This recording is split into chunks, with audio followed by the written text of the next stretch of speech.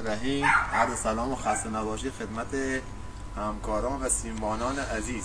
دوستان، نحوه بالا رفتن از تیر با بستن کمربند از پایین. می‌بینید که الان یک سری موانع‌های هم داره. حالا یه سری دوستان میگن یه سری موانع‌ها داره، اونها رو ما چه بکنیم؟ الان ما اجرا می‌کنیم، ان شاءالله بقیه هم بتونن استفاده ببرن. مرحله اول خب گفتیم اون کمربند رو قشنگ بازی و چشمیش انجام میدیم. خب اینها چک میکنیم که ان شاءالله گیر داخلش نباشه. ترمزمون چک میکنیم که این پینا رو کلا اوکی باشه و بیرون نزده باشه. و بعد از بازدید که ما حالا همون تناب اون هم چک میکنیم که دیدید ایرادی نداره، ما کمربندمون رو میبندیم.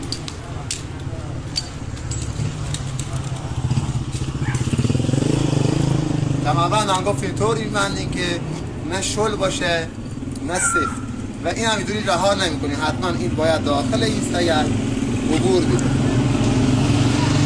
حالا بعد از این دوستان ما کمربند اون رو اینجا آزاد میکنیم و دور پای رد.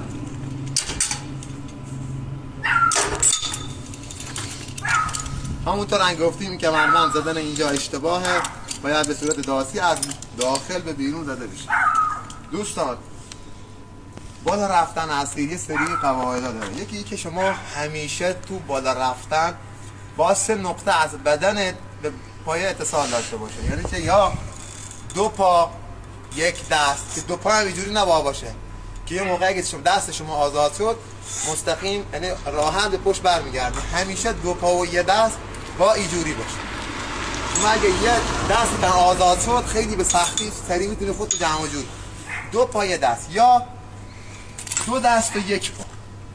حتما 2 دستتون اینجا باشه، 1 پای آزاد. شما میتونه خیلی قشنگ رو پایه بیستیم. حالا نحوه بالا رفتن دوستان از پایین. بیا ما ماهر همه دیدین که بالای نخ چطور میرن. روش تقریبا مثل همون هست.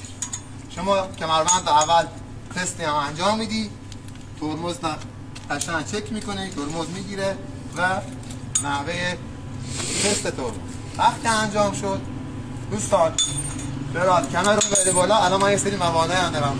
پا یکی اینجا، ببین اینجا رسیده به موانع، شما 2 دست و 1 پا آزاد میکنید. اینجا کمر رو آزاد میکنید دوستان. بالای موانع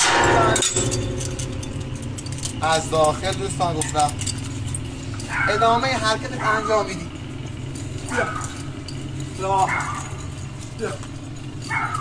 و میری بالا به راحتی، هیچ سختی تو کار نیست. برای پای اومدن شما باید سرعتتون کم کنید و برای بند کمر رها میکنید.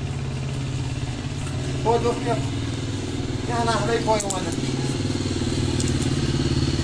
میرسی به مانع، کمربندت باز میکنید. با این مانع که اومدن رو رقم میبند یا دیگه رازی کسی. این نحوه رفتن از بالا رفتن از پایه با کمربند. پله هاش کوتاه. ان شاءالله فیلم های بعدمون پله بلند و تیره گرد و چوبی هم براتون انجام میدم. خسته نباشید.